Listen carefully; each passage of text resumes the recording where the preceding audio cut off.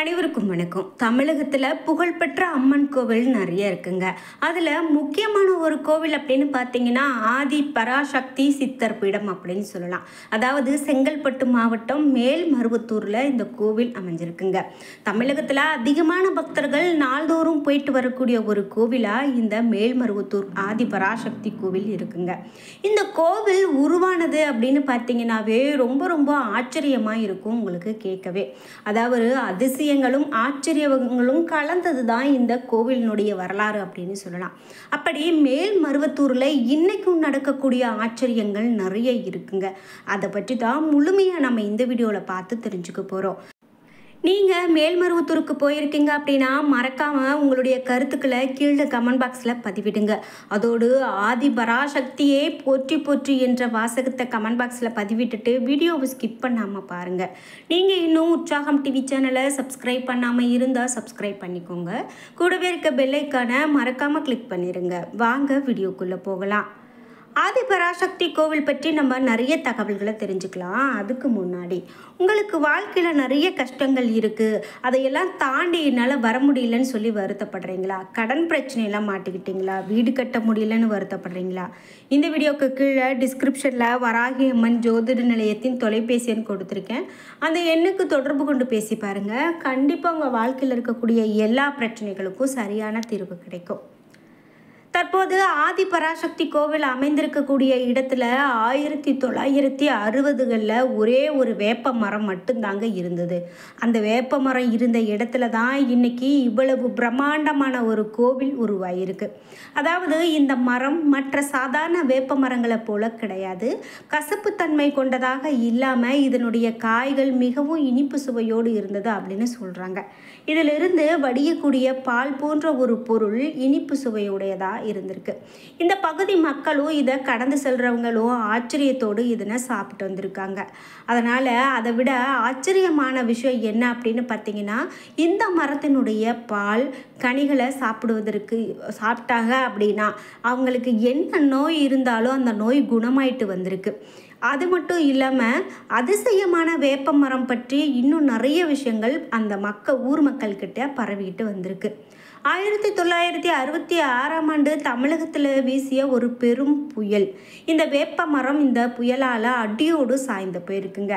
இந்த மரத்தினுடைய வேர்பகுதியில் இருந்து சுயம்புவாக கல் ஒன்று வெளிப்பட்டிருக்கு. அதாவது சுயம்புவாக வரக்கூடிய கடவுள் அப்படின்னு பார்த்தீங்கன்னா நிறைய இடத்துல நம்ம பார்த்துருக்கோம்.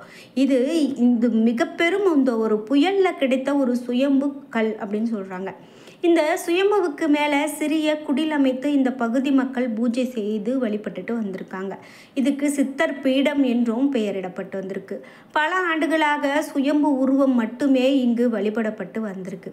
1977ஆம் ஆண்டு நவம்பர் 25ஆம் தேதி தான் இந்த சுயம்புவிற்கு அருகில் 3 அடி உயர பீடத்தின் மேலே அன்னை ஆதி பராசக்தியினுடைய சிலையே பிரதிஷ்டை செய்யப்படுதுங்க.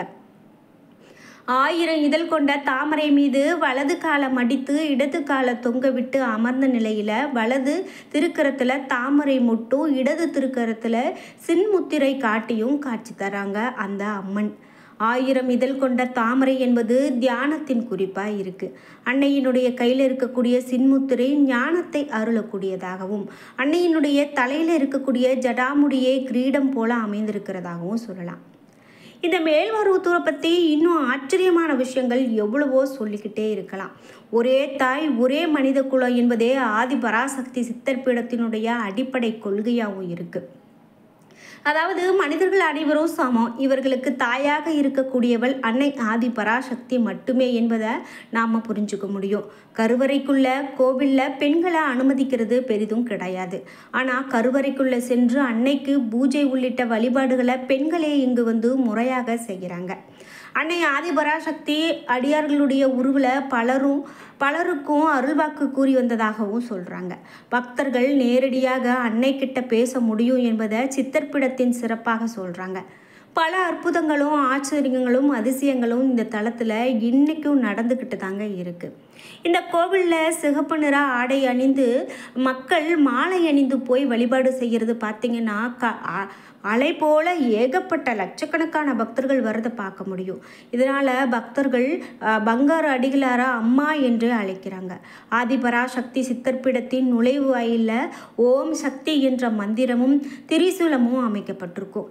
இங்கு வரக்கூடிய பக்தர்கள் இந்த திரிசூலத்தை 3 முறை வலம் வந்த பிறகு உள்ளே சென்று அம்மனை தரிசிக்கிறாங்க. மற்ற கோவில்களில் இருப்பது போன்று இந்த கோவிலில் நவகிரகங்கள் கிடையாதுங்க. இங்கு அன்னையே அனைத்து சக்திகளுடைய ஆதாரமாக விளங்குவதாலும் இங்கு நவகிரகங்கள் அனைத்தும் அன்னையை சுற்றி இருப்பதாகவும் கருதப்படுவதால் நவகிரகங்களை தனியாக வணங்க வேண்டியது அவசியம் கிடையாது. இந்த கோவிலில் புற்று மண்டபம் அப்படின்னு கேள்விப்பட்டிருப்பீங்க. அதாவது இந்த கோவிலில் இருக்கக்கூடிய புற்று மண்டபம் மிக மிக சிறப்புக்கு உரியதுங்க. இங்கே இருக்கக்கூடிய புற்றில் அம்மன் பாம்பு வடிவில் வசிப்பதாகவும் ஒரு நம்பிக்கை இருக்குது. இந்த மண்டபத்தில் இரவு நேரங்களில் தங்குறவங்களுக்கு பாம்பினுடைய உருவில் இன்னைக்கு வரைக்கும் அன்னை ஆதிபராசக்தி காட்சி கொடுத்து வரக்கூடிய அதிசயம் நடந்துக்கிட்டு தாங்க இருக்குது. புற்று மண்டபத்தில் வலது புறம் சப்த கன்னியர் கோவில் ஒன்று இருக்குது. இங்கு கூரை கிடையாது. 1974ஆம் ஆண்டு சப்த கன்னி சன்னதி அமைக்கப்பட்டிருக்கு. சப்த கன்னியர்கள் ஆதிபராசக்தியினுடைய பரிவார தேவதைகளாக கருதப்படுவதால் இவர்களுக்கு மேல்மருவத்தூர் கோவில் வழிபாட்டிலும் மிக முக்கிய இடம் உண்டு. மேல்மருவத்தூரில் பங்காரு அடிகளாருடைய உருவில் ஆதிபராசக்தியே சாமானிய மனிதர்களோடு பேசுகிறார் அப்படிங்கிறது இன்றைக்கும் நடக்கிறதாகவும் சொல்கிறாங்க. அது மட்டும் இல்லாமல் 21 சித்தர்களினுடைய ஜீவ சமாதிகள் ஒன்றிணைந்த இடமாக மேல்மருவத்தூர் கருதப்படுது. மேலும் இங்கு ஜாதி மத இனம் அப்படின்னு எந்த விதமான பாகுபாடும் கிடையாது. யார் வேண்டுமானாலும் கோவிலுக்குள்ளே சென்று அன்னையை வழிபாடு செய்கிறாங்க. பெண்கள் அனைவருடைய அனைவருடைய எண்ணம் அனைவருக்குமே அம்மன் ஒரு தாயாக இருக்கிறாங்க அப்படின்னு சொல்லலாம். அதே போல் பெண்கள் அனைவரும் கருவறைக்குள் சென்று பூஜை செய்கிறாங்க அப்படின்னு சொல்லப்படுது.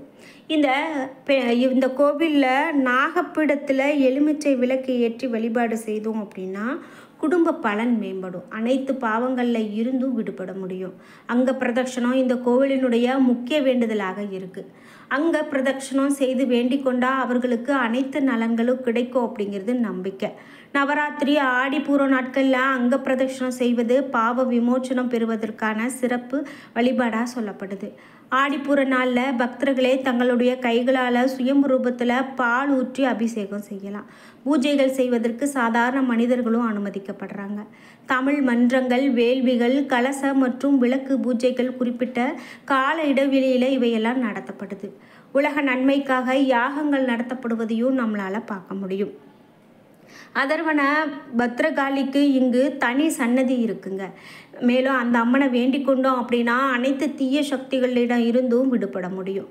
ஆதிபராசக்தி பீடங்கள், சக்தி மன்றங்கள் உலகம் முழுவதும் அமைக்கப்பட்டு அதன் மூலமாக பல சமூக பணிகளும் மேற்கொள்ளப்பட்டு வருது. இந்தியா, மலேசியா, இலங்கை, Singapore, Nigeria, America, Zambia, France உள்ளிட்ட நாடுகளில் 5000த்திற்கும் அதிகமான மன்றங்கள் செயல்பட்டு வருது. மேலும் மேல்மருவத்தூர் ஆதிபராசக்தி கோவிலுக்கு யார் ஒருவர் முறையாக விரதம் இருந்து இருமுடி கட்டி 108 முறை மந்திர ஜபம் தியானம் செய்து வழிபாடு செய்கிறாங்களோ அவர்களை எந்த விதமான தீய சக்தியும் நெருங்காது என்பது நம்பிக்கை. அதிகாலை 3 மணி முதல் பகல் 1 மணி வரையிலும், மாலை 3 மணி முதல் இரவு 8 மணி வரையிலும் கோவில் நடை திறந்திருக்கும். ஞாயிறு, செவ்வாய், வெள்ளி, அமாவாசை, பௌர்ணமி போன்ற சித்தர்பீட திருவிழா நாட்களில் காலை முதல் இரவு வரை கோவில் நடை திறந்திருக்கும். தைப்பூசம், யுகாதி, தமிழ் புத்தாண்டு, சித்திரை பௌர்ணமி, மேலும் ஆடிப்பூரம், நவராத்திரி, பௌர்ணமி, அமாவாசை நாட்களில் அடியார்களுடைய பிறந்த நாளான மார்ச் 3 ஆகிய நாட்களில் மிக சிறப்பாக கொண்டாடப்படுது. சென்னையில் இருந்து 92 கிலோமீட்டர் தொலைவில் மேல்மருவத்தூர் அமைந்திருக்கு.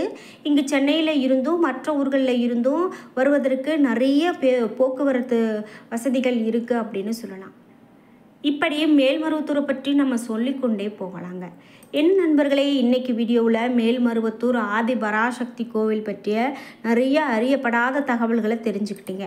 இந்த வீடியோ கண்டிப்பாக உங்களுக்கு ரொம்ப பயனுள்ளதாக இருந்திருக்கும். வீடியோ உங்களுக்கு பிடிச்சிருந்தா லைக் பண்ணுங்கள், ஷேர் பண்ணுங்கள், கமெண்ட் பண்ணுங்கள்.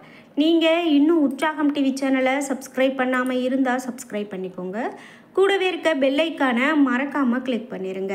அப்போ தான் நாங்கள் போடுற இது போன்ற பயனுள்ள ஒவ்வொரு வீடியோவும் உடனுக்குடன் உங்களுக்கு நோட்டிஃபிகேஷனாக வந்து சேரும். நன்றி வியூவர்ஸ்.